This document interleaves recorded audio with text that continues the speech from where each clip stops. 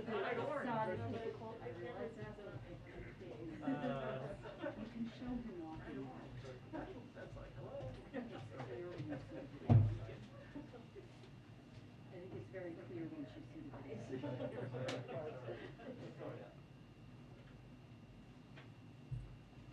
a look, just text me what you know you think so far. We might need to find a different way to end it, like a different slide or something. Thanks. Okay, all right. Let me know about this. Okay, good.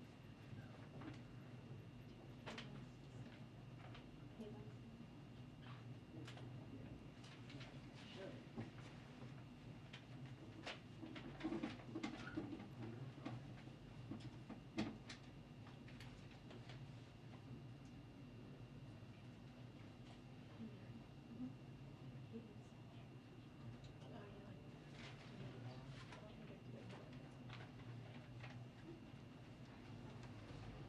Hi, everyone.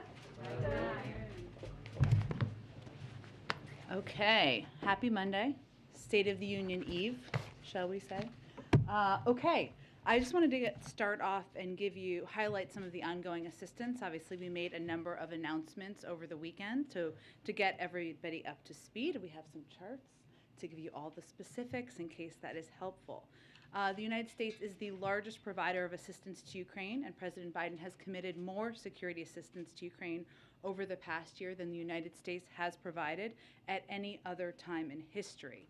On Friday night, the President authorized an additional $350 million of military assistance in support of Ukraine's frontline defenders as they faced armored, airborne, and other threats. He did so hours after speaking with President Zelensky to ask him what support he needed. We are working to expedite deliveries from the latest package the President approved. I would note that the prior package that we had already announced has been ongoing and has been delivered even in the last few days, parts of that package. We expect equipment to start arriving within the next couple of days from this package. That brought the total security assistance we've approved for Ukraine to $1 billion over the past year. It is the third time the President has expedited emergency security assistance for Ukraine's defense in recent months using the Presidential Drawdown Authority. We're also working with NATO allies to facilitate the transfer of U.S.-made equipment from their inventories to Ukraine. The United States is also the single largest provider of humanitarian assistance to Ukraine, and recently deployed a disaster assistance response team to the region to lead the U.S. humanitarian response and support the Ukrainian people as they bear the brunt of Russian aggression. You may have seen that our head of USAID, Samantha Power, is on the ground in Poland and has been there as well, providing guidance and assistance there. We've provided over $106 million in humanitarian assistance to Ukraine in the past year, including an additional $54 million we announced this weekend to cover critical needs such as safe drinking water, sanitation, hygiene supplies, and critical emergency health supplies to meet the needs of hundreds of thousands of people, as well as emergency food assistance to meet the immediate needs of 125,000 people. I will stop there. I know there's lots to talk about, so Amr, why don't you kick us off? Thank you. In light of President Putin putting Russia's nuclear forces into special combat readiness, has the United States changed its nuclear posture? Well, let me first start by saying that throughout the crisis, Russia and President Putin have falsely alleged that it is under threat, including from Ukraine, including from NATO. Neither the United States nor NATO has any desire or intention for conflict with Russia. And we think provocative rhetoric like this regarding nuclear weapons is dangerous, adds to the risk of miscalculation, should be avoided, and will not indulge in it. We are assessing President Putin's directive, and at this time we see no reason to change our own alert levels. But it's also important to remember that even over the course of the last several months and years, when we have had significant disagreements with Russia over a range of issues, Russia and the United States have long agreed that nuclear use would have devastating consequences, and have stated many times, including earlier this year, that a nuclear war cannot be won and must never be fought. So we have not had seen reason to change our alert levels, and we are see obvious significant danger in escalatory rhetoric. I asked, there's been a great deal of movement of unity, and it comes after no shortage of angst. about the Western alliance, I think, in recent years, particularly going back to the last administration. Is the president going to use this moment, though, to push NATO members to get on track with that 2% of GDP on defense spending? Well, President Putin has been one of the greatest unifiers of NATO in modern history. So I guess that is one thing we can thank him for. But I would just look at, Amr, some of the announcements that have been made even over the last couple of days. One, the president has always been an advocate and a supporter of countries abiding by the 2% component. He was a supporter of that back when he was vice president, where, for history's sake, there was a great deal of progress made before the last president even took office and talked about it. But as we look even over the course of the past weekend, not only did you see a NATO alliance that was incredibly unified and agreement among Europeans that there needed to be additional assistance provided in the form of security assistance to Ukraine, but you saw a number of countries take steps that they had not taken in recent history. Germany has historically not sent weapons to conflict zones. This weekend they changed course. Sweden also has not sent arms to countries in active conflict.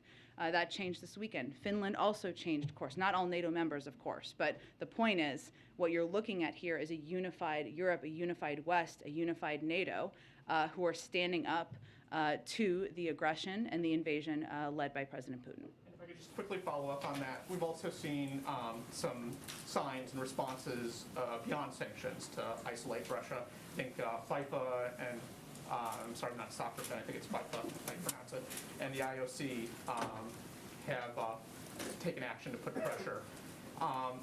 Can that type of pressure, is it sustainable in the long term, given the economic pressures, the longer this crisis goes on? Can you maintain that sort of unity and those sort of collective actions? Can they continue beyond this early moment? Well, and you're referring to the IOC as in the International Olympic Committee, and I don't know if it's FIFA or FIFA. FIFA. Okay, I tried to be soft there. Okay, FIFA. Look, I think, Amr, obviously the preference of everybody is for President Putin to take de-escalatory steps. That is everybody's preference. But as it relates to unity among international organizations, among the West, among countries, among many leaders in the United States even, I think what we've seen over the last few days is a commitment to remain united and to send a strong message to President Putin that these actions, this rhetoric is unacceptable and the world is building a wall against it. Go ahead. I think the Crown Prince of Saudi Arabia had a call with Emmanuel Macron yesterday where he's reiterated the commitment for OPEC Plus's production agreement. Has there been an explicit U.S. request to Saudi or to members of OPEC Plus to increase production given what's happening right now? Well, without getting into specific details from here, just because it wouldn't be constructive to our overarching objectives, we have been in touch. I think you may remember that Brett McGurk and Amos Hochstein made a trip to the region just a few weeks ago to have conversations with the Saudis and others about a range of topics, including the conflict in Yemen, but also to have a conversation about the need to address any impact on the global markets, global oil markets that we expect at the time could happen and could continue to happen as a result of President Putin's invasion. Was any request made for a specific production increase? Again, there has been an ongoing discussion about steps that we can all take as a global community to address any volatility in the market. And then given, I think, the speed and scale of the ramp up on the sanction side of things over the course of the last 72 hours, does the U.S., European allies have a threshold for which they view if you cross this, it would be viewed as an act of war by President Putin? As in, how do you calibrate your actions in terms of response and what may be coming back? Well, he's already in a war, committed an act of war, invaded a sovereign country. For NATO countries or EU? Oh, you mean for NATO countries to act further in terms of further military steps or further sanctions? If you game out, game out what a response would be, given the scale of the sanctions package that was unveiled, is there a line that if we do this sanction or if we go this far, then that would for sure draw a response directly towards the U.S. or towards the EU from Russia? Well, if you look at the significance of the steps we've taken to date, including the announcements over the weekend about cutting off major financial banks in Russia from the SWIFT banking system, we have continued to escalate and build in close coordination and alignment with the Europeans. Unity is a top principle for President Biden as we take steps forward. That doesn't happen on its own. It doesn't happen by accident. It happens as a result of a lot of conversations, diplomacy, and hours by the president and others on his national security team behind the scenes. But the other piece, just to get to the core of your question, that we very much weigh is maximizing the impact on President Putin, the Russian elite, the economy, while minimizing it on the global markets and the American people. So as we look at steps to take, I mean, even if you look at the impact on the energy sector, you know, we have taken steps. We have not taken some steps on energy sanctions, in part because we weigh that. It doesn't mean they're off the table. They remain on the table. But Europeans, for example, are very concerned about further price spikes on gas in particular. Their prices have gone up 335% over the last year and 26% over the last 5 days. So sanctioning energy would affect Russia's income stream. Certainly that would be a reason to do it, but it would also have extreme consequences on the world energy markets, particularly for our allies in Europe. So I use that as an example because we have to weigh all of the factors as we weigh whether to take additional steps. We have additional steps we could take, but we consider all of those factors as we make determinations. And the last one, just real quick, is the Biden administration considering following what the EU and Canada did and barring Russian flights from the U.S. at any point? I don't have anything to update you on that front at this point in time. There are obviously a range of options that remain on the table. So it's not off the table, but I don't have anything to announce and no decision made. Jen, you spoke about a little bit about the sanctions that were announced over the weekend on Russia's central bank. How long does the U.S. Anticipate keeping them in place? I mean, is there sort of a time frame there? Perhaps you spoke about, you know, Russia considering de-escalatory tactics, or, you know, maybe announcing a ceasefire, or, you know, is there sort of a broad time frame that the U.S. is thinking about? Well, let's hope that's the discussion we're having. Obviously, right now, President Putin is continuing to take escalatory steps. So we're not at that point of having that discussion. We hope that's one that we will be a part of. Okay, so for the time being, there is sort of no discussion on perhaps you know, putting an end to the sanctions that have been put in place. Well, I mean, President Putin and the Russian military is moving toward the capital of Ukraine. And there are hundreds of thousands of refugees leaving the country because he has invaded a sovereign country. So, no, I would not say we're talking about reducing sanctions at this point in time. And sorry, one quick question on President Zelensky saying he wants to be a member of the European Union. We did see some comments come in from the EU over the weekend saying they are a part of us. However, this morning there were some conflicting comments again from the EU saying, you know, there are sort of discussions among EU members about, you know, whether such a decision can be made. What is the U.S. Position on Ukraine joining the EU? It's up to the European Union. We're not a member of the European Union, as you know. If they did consider taking Ukraine in, would you support that? It's up to the European Union to make that decision. There's a process, and of course we support the aspirations of any country to join any organization and the decision of that organization to make a decision. President Zelensky is urging President Biden and NATO to impose this no-fly zone. You've said that this would significantly escalate the situation. So just to be clear, is this a no-go for right now, or is this completely off the table, something that you would not consider? Well, the president has been very clear that he is not intending to send U.S. troops to fight a war with Russia.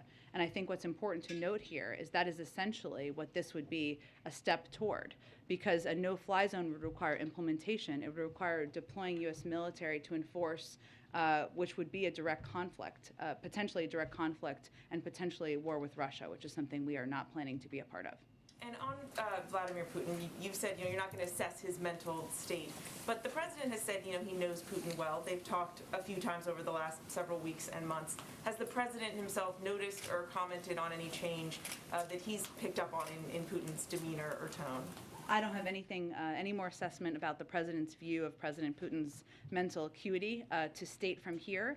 There's no question outside of that, we'll leave that to others, that what we've seen from President Putin, whether it is escalatory rhetoric as it relates to nuclear capabilities and nuclear intentions, something that is in direct conflict with something President Putin himself and the Russians committed to, had an alternate, committed to something else just a year ago, or whether it is the speech he gave last week where he questioned the sovereignty of the country of Ukraine at all, or the actions he's taking right now. Those are not actions of a global leader that should be treated with respect on the global stage. Given the behavior that you have seen, some of the things that you just noted, and the very severe consequences that he is now facing, these severe sanctions, is there any concern that instead of retreating, that Putin will feel so squeezed and so pressured that he will lash out even more, intensify his attacks, that any of this could backfire, essentially? Well, I think that it is our responsibility, the United States, President Biden, as a leader in the world, to rally the world in making clear how unacceptable his behavior is and to put in place severe consequences. Now, what he is feeling on the ground, there are protests. There have been oligarchs in his own cozy circle who have been outspoken. And obviously, the pinch is being felt significantly in the Russian economy. Even if you just look at the fact that the market was closed today, the ruble has been plummeting. So those are the ways that he is feeling this. He has a decision he can make to de-escalate, and certainly we would welcome that decision. Go ahead. Thanks, Jen. Does the White House believe it is possible to say whether Ukraine or Russia are winning this war right now?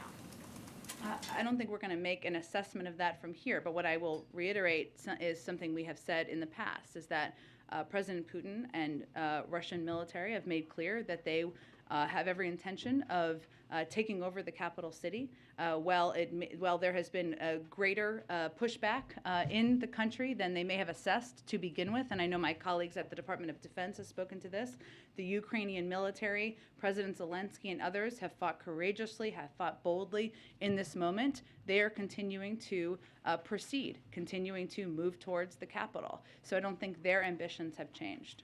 What would Putin have to do to get these sanctions lifted? Would he have to agree to a ceasefire? Would he have to pull all of his troops out of Ukraine?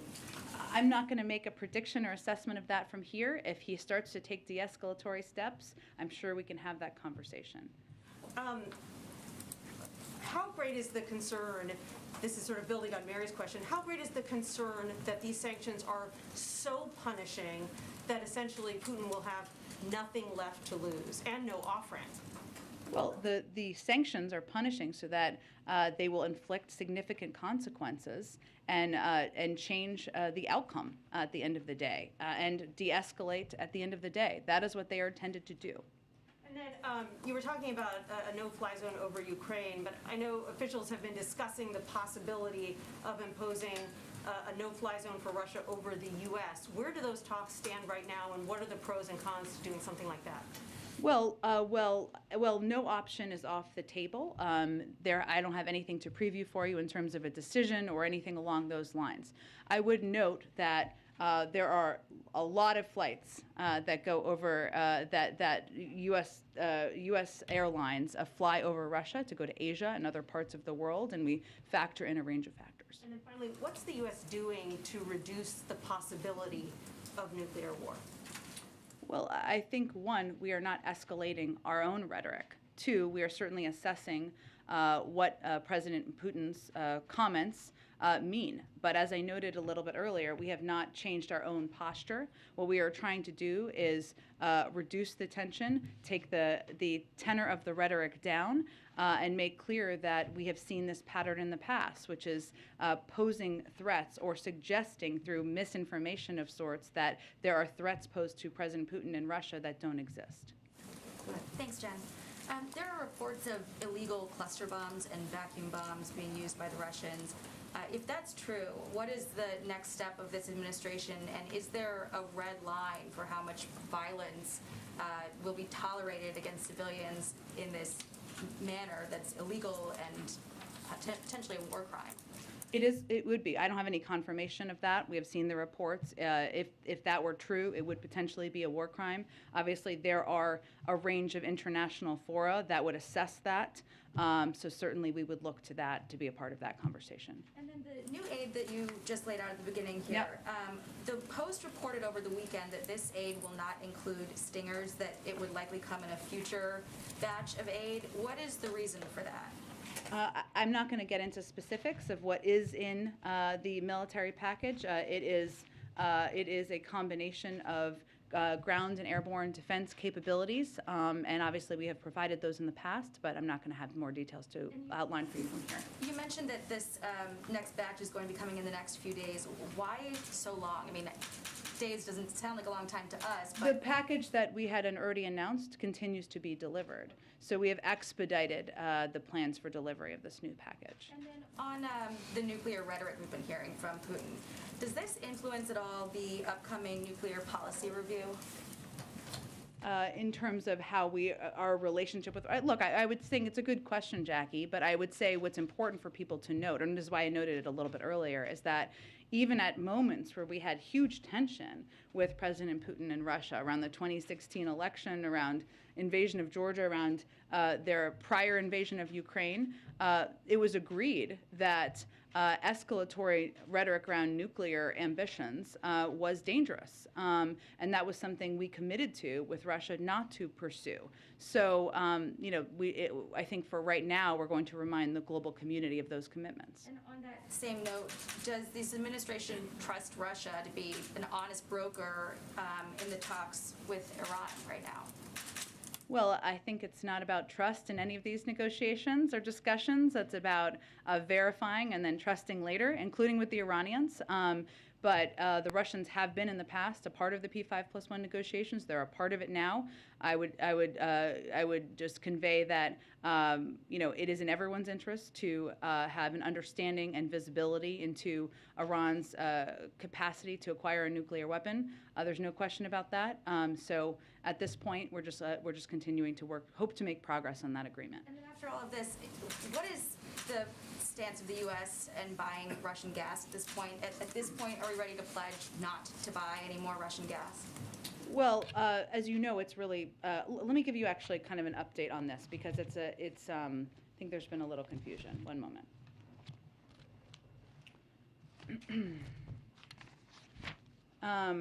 So as it relates to Russian gas, U.S. government doesn't dictate where the U.S. market sells our own oil and gas products, nor where it acquires crude or refined products for domestic consumption. This is all up to the private sector, other than exceptions like countries under sanctions.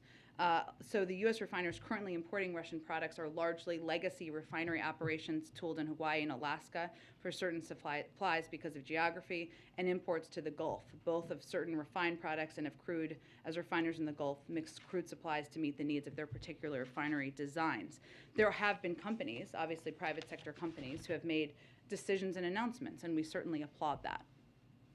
So can you just explain, though, what you laid out at the beginning? 'Cause I'm a little bit unclear. You just in layman's terms, we are not going to be making any policy from the U.S. government that would prohibit the sale or the purchase of Russian gas, then, because it's not something that we already do? We haven't ruled out that, but I think what I wanted to convey is what is accurate about what happens now and how it currently works.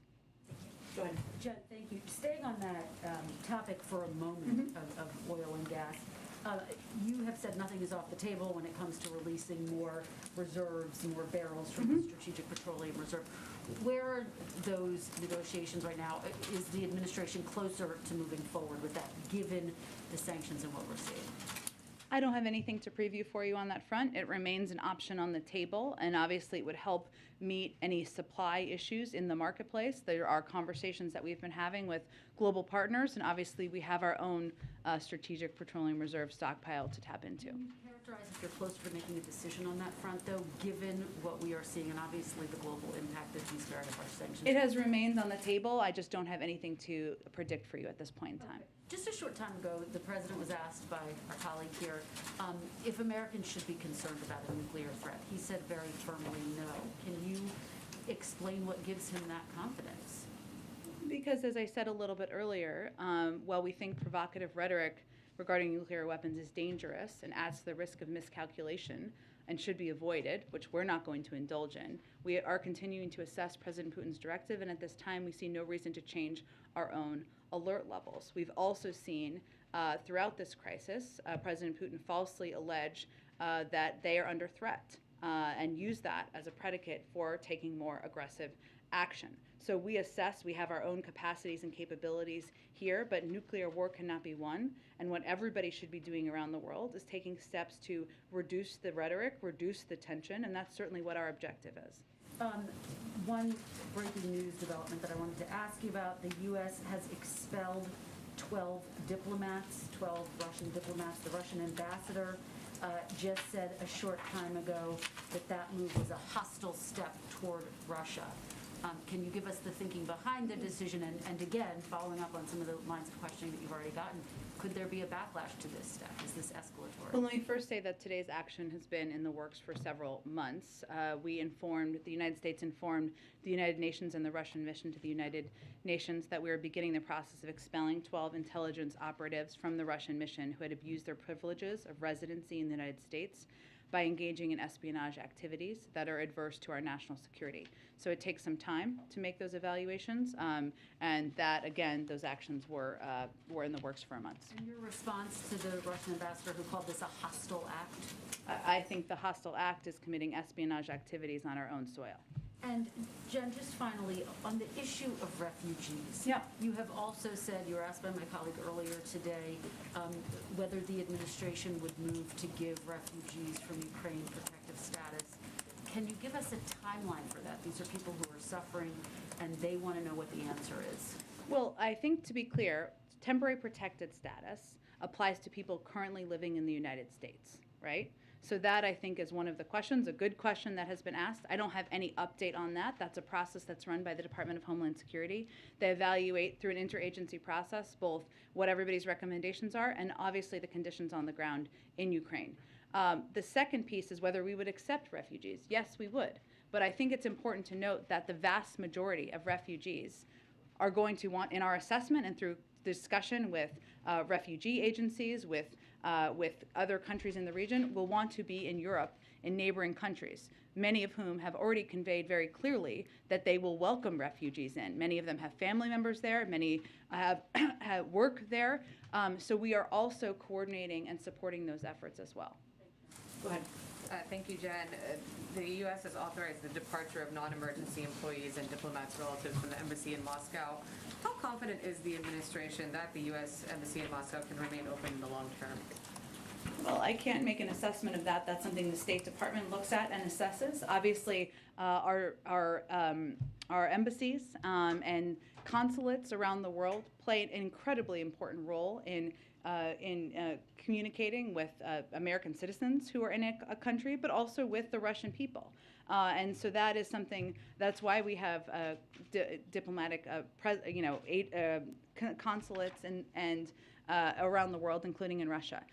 There are also decisions that are made for a range of reasons. The State Department could outline it more specifically for you, including temporary departure. It's something that has happened around the world for many, many decades for a variety of reasons. I would, give you an example of just a couple of years ago in Turkey, there was ordered departure, right? Then diplomats return. That's obviously the objective, but it really depends on the conditions on the ground.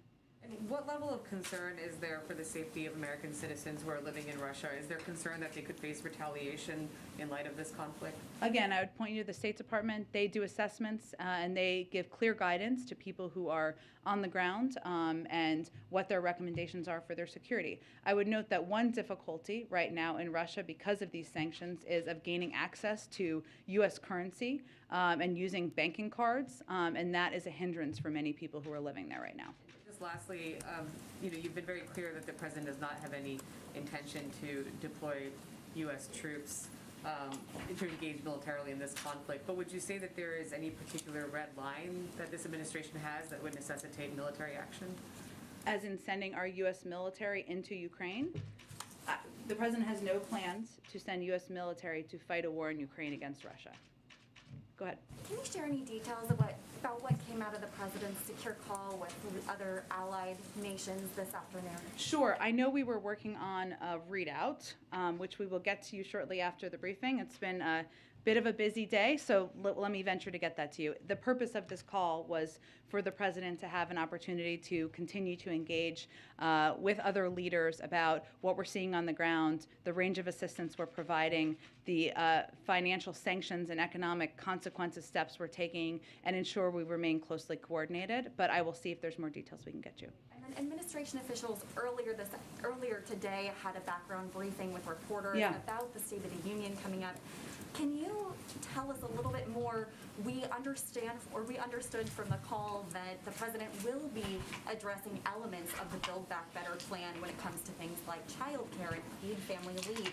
And officials talked about how those things, if implemented, will lower costs for families, but they were hesitant to use the word inflation or say whether that would be addressed directly in the president's speech. So can you say whether the president will be addressing any new policies, not necessarily new domestic programs, but policies that would address inflation directly? Well, first let me say the president will absolutely use the word inflation tomorrow, and he will talk about inflation in his speech. Of course, that is a huge issue on the minds of Americans. Now, one thing to note is one of the best, most important steps that the Senate could take is to confirm his slate of eminently qualified nominees to fill out the Federal Reserve Board, given they have a very important role as it relates to inflation.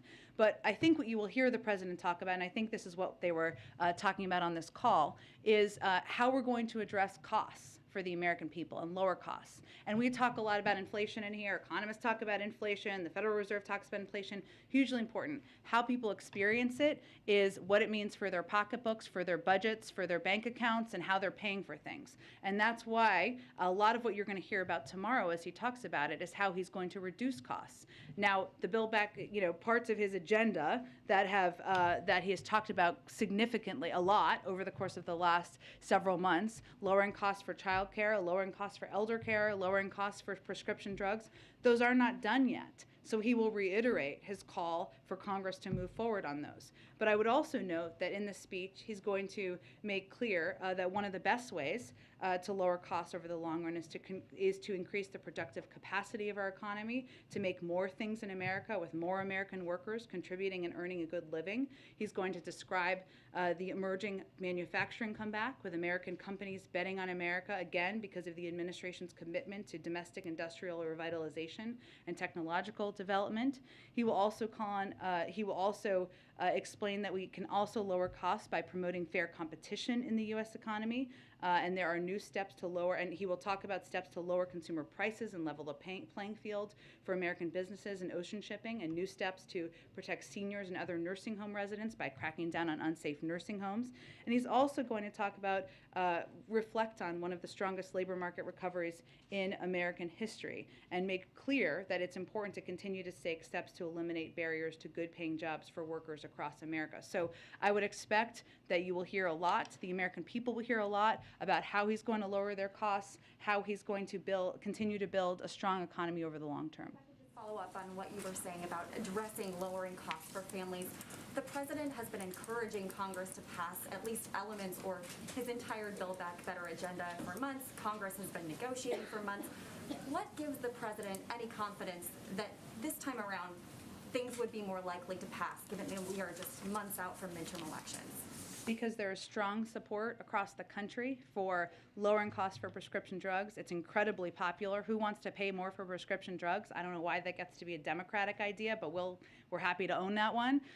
Or for lowering the cost of child care, for lowering the cost of elder care and health care. There's also strong support for those items and those priorities and those good ideas in the Senate among Senate Democrats. So he's going to keep pressing to get it done, and he thinks the American people want us to get it done.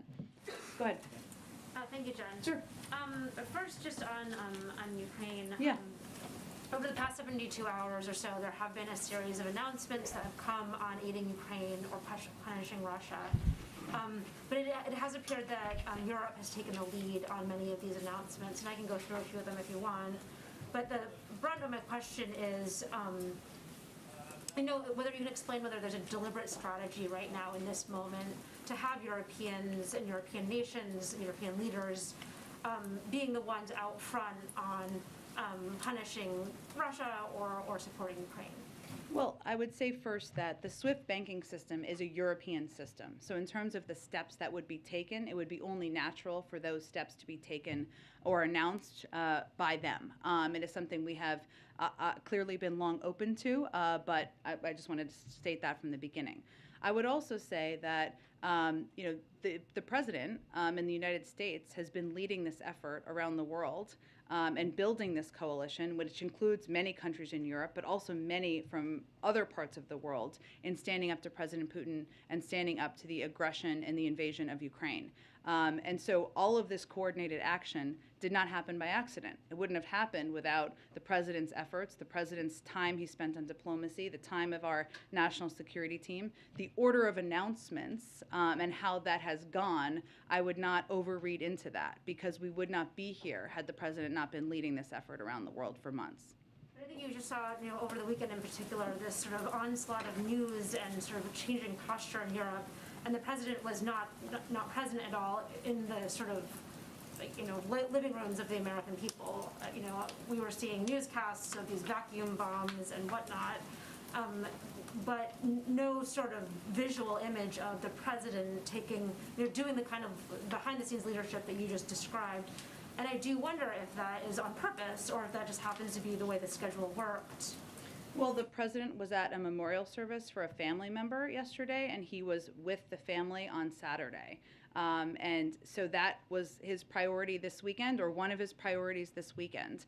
He also, though, engaged in a meeting with his national security team, and I think you saw him quite visible last week and again today. Well, I guess you know about his call he had today, and you will continue to, in the days ahead, lead the world in not only building the coalition, but pushing for agreement and a coordinated effort to hold Russia accountable. So I would say this weekend he had some personal family reasons, an important one, memorial service for a family member, as to why he was not giving a speech yesterday, but he is somebody who has been leading this effort behind the scenes for months. And on that front, if you could just preview for a minute, the call earlier today was very focused on the president's economic agenda. Mm-hmm. But if you could talk a little bit about what the president may say and how he will frame this moment in sort of this international crisis, and the extent to which he sees this as a global audience, more so than it normally would be in a State of the Union.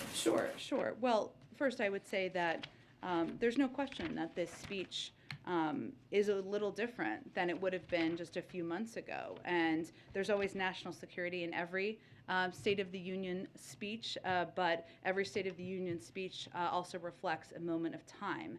And so the president will lay out the efforts he has led on to rally the world to stand up for democracy and against Russian aggression. He will talk about the steps we've taken to not only support the Ukrainian people with military and economic assistance, but also the steps he's taken to build a global coalition imposing crippling financial sanctions on President Putin, his inner circle, and the Russian economy. And he will talk about the steps he's taking to mitigate the impact of President Putin's invasion of Ukraine on the global economy and the American people. And certainly, I think people can expect to hear him, position that as the importance of the United States as a leader in the world, standing up for values, standing up for global norms, but also, the efforts that he has undertaken to mitigate how it will impact people here. I just have one other quick one.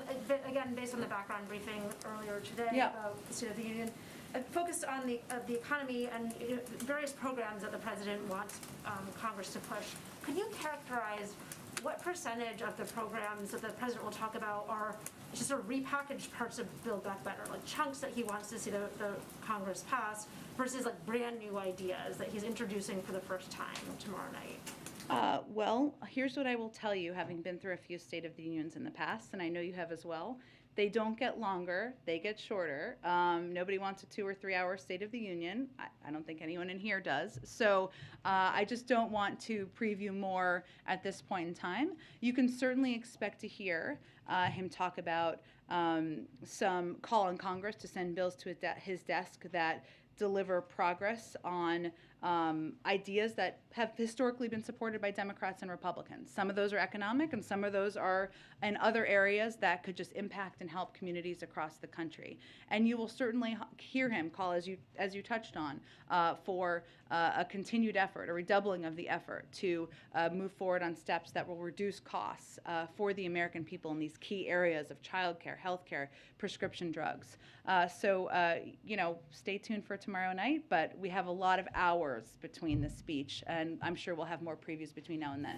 Thanks, Jen. Just staying on the State of the Union Yeah. topic, can you talk a little bit about what it would look like in terms of masking, or what you expect it could look like in terms of masking? Specifically, is the president, will he walk in, shake hands, will he be wearing a mask when he walks in? Well, he will certainly not be wearing a mask when he's speaking. I have not talked to him yet about whether he's going to wear a mask when he's walking down the aisle, but it has been announced, I think, that it's not required, and certainly he will abide by that, but I will see if there's more. We can report out to you on that later today. Was it important to the president that masks come off before the State of the Union? Is there a message that he hopes to send with that news? Well, I would say the president is very powerful, but he couldn't make us be in the green zone that we're in right now in D.C. That's why we are not required. We're not going to be required to wear masks starting tomorrow. So I would say that for him, it had nothing to do with the timing around the State of the Union. He wanted to give the CDC the time to assess and make recommendations that would be clear to the American public about what their recommendations would be for mask wearing moving forward. Can I ask one question about the Ukraine, on Belarus? Yeah. Can you talk about the Belarus situation and aiding Russia? Are there additional actions that the United States is considering? Just speaking of SWIFT, there's been some reports that Europe is considering or looking at kicking Belarus out of SWIFT. Is that something, is the United States part of those discussions? Does it support that type of action against Belarus? I don't have anything to predict on that front at this point in time, but what I will say is we've already taken steps to put in place sanctions on some leaders in Belarus, some of the military components. Certainly we could build on that, but I don't have anything to predict at this point in time, but we certainly are a part of those discussions. Go ahead. Thanks.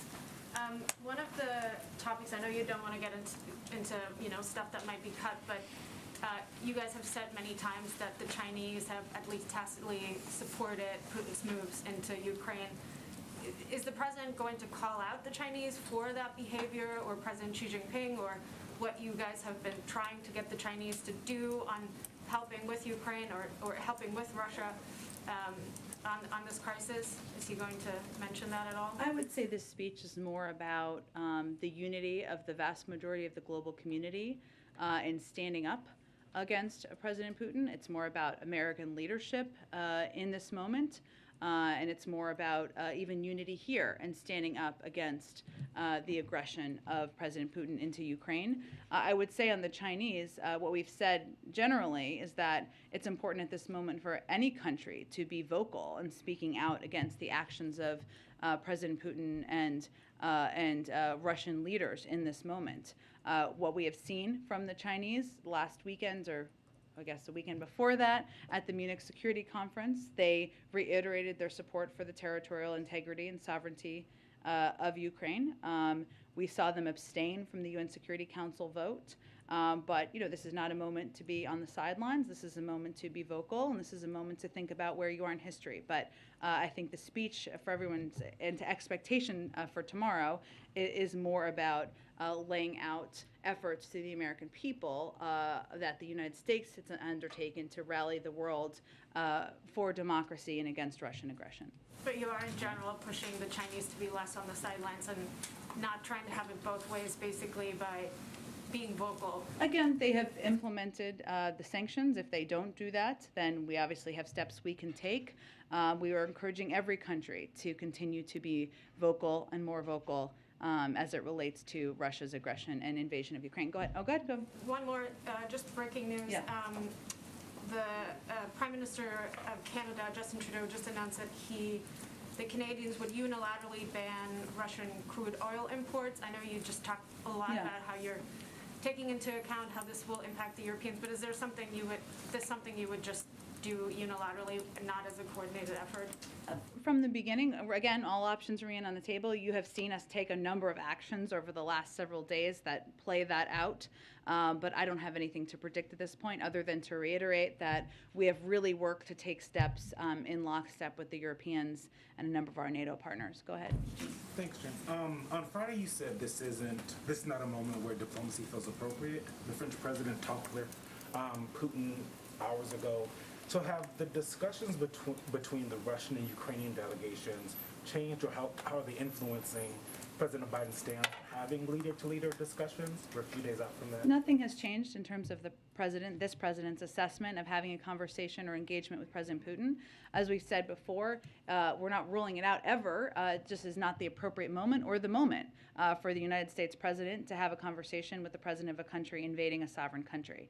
That's our view. Other countries make their own decisions. In terms of the engagements or discussion between the Ukrainians and the Russians, I'd really point you to the Ukrainians to get more of a readout from that. There have been reports that those will continue. I would point you to them to confirm whether that is the case, and I expect we will be in touch with the Ukrainians as we are nearly every day. At the beginning, you kind of outlined all of the support being given, not just by the United States, but other countries who typically have not done so. But I wonder if the administration has any concerns about how President Putin will use that as an excuse to escalate and possibly attack NATO allies, considering his warnings about the West getting involved in this crisis. Well, I think it's important to step back and remember who the aggressor is here. The aggressor is President Putin. The aggressor is the Russian military at the direction of President Putin into a sovereign country. The world is standing up against this aggression, and he is feeling the impact already of the financial sanctions and consequences. If you just look purely at the impact on the Russian economy, even today, the ruble fell 20 to 25% and is trading at its weakest level ever. The Russian stock market was kept closed today, likely due to a fear of capital flight once it opens. The Russian central bank more than doubled their key interest rate to 20%, the highest in almost 20 years. This is the world saying this is not acceptable. It is now up to President Putin, if he wants those circumstances to change his own behavior.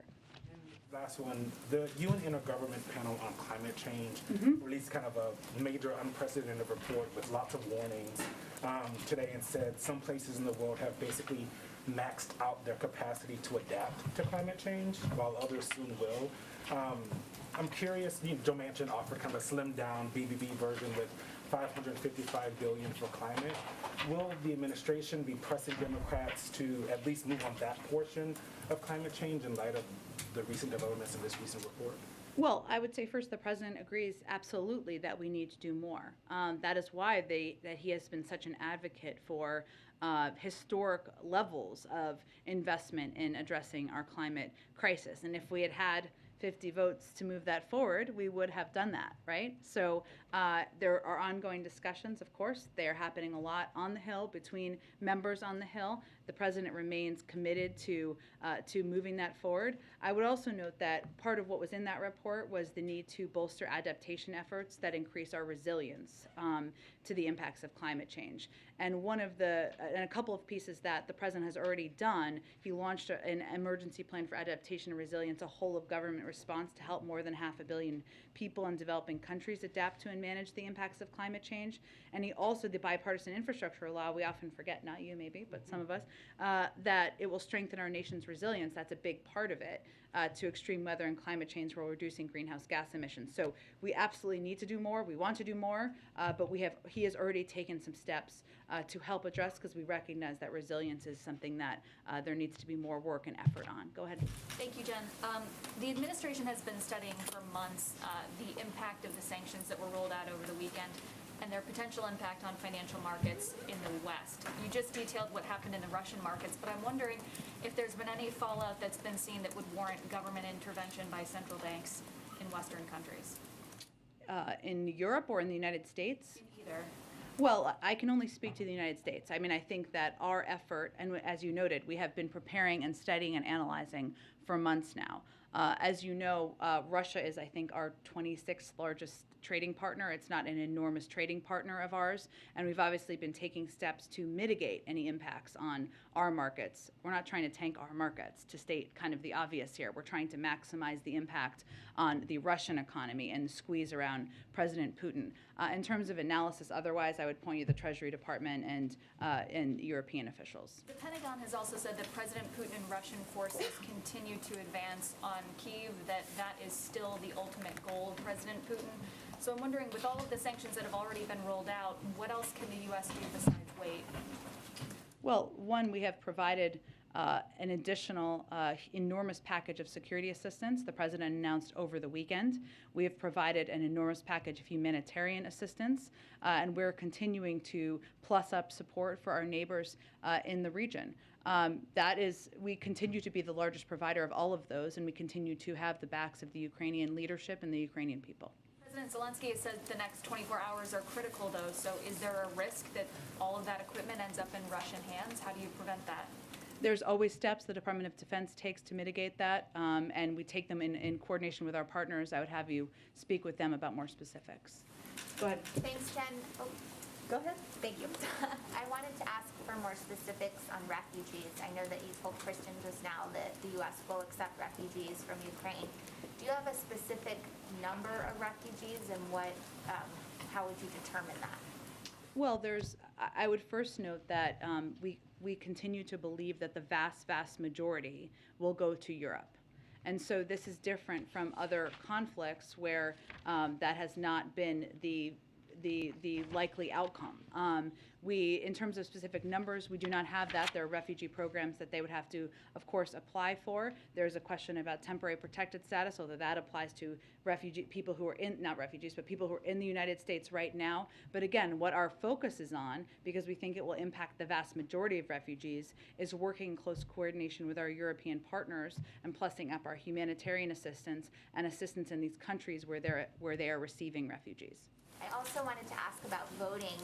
Texas has an election coming up, and they're beginning to have people who vote by mail, their ballots being rejected. I know this administration has been very vocal about new voting laws that it disagrees with.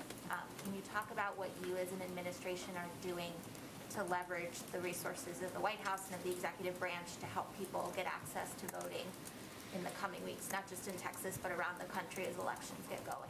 So we absolutely can get you a readout of that. I would say, though, that the vast majority of this is going to come from the Democratic National Committee and the political arm, right? So I would really point you to them for more specifics. Go ahead. Thank you so much. I just have two quickies on Ukraine. First of all, with the upcoming ASEAN summit, does President Biden hope to use this summit to shore up support, I guess we could say, in opposition to Ukraine, in opposition to Russia, or however you want to put it? And how does the administration feel about Myanmar's support of Russia?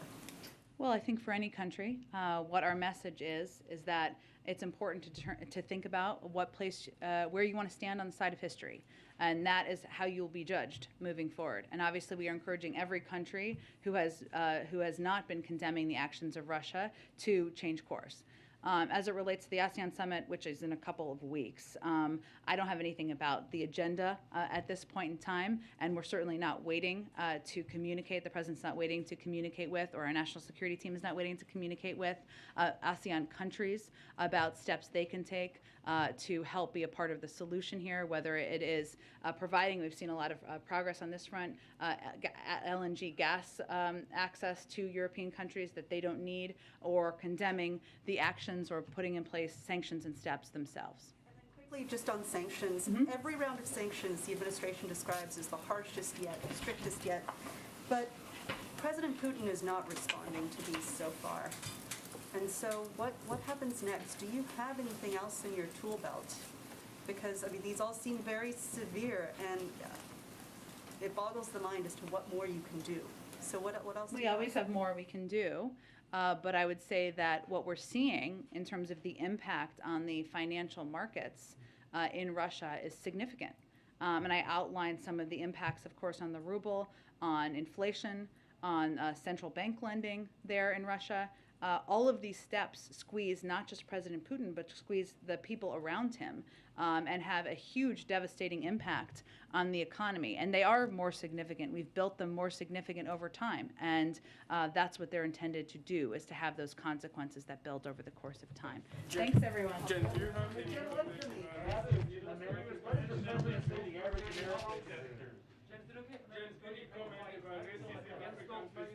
I will see you all tomorrow. Thank you, everyone, very much.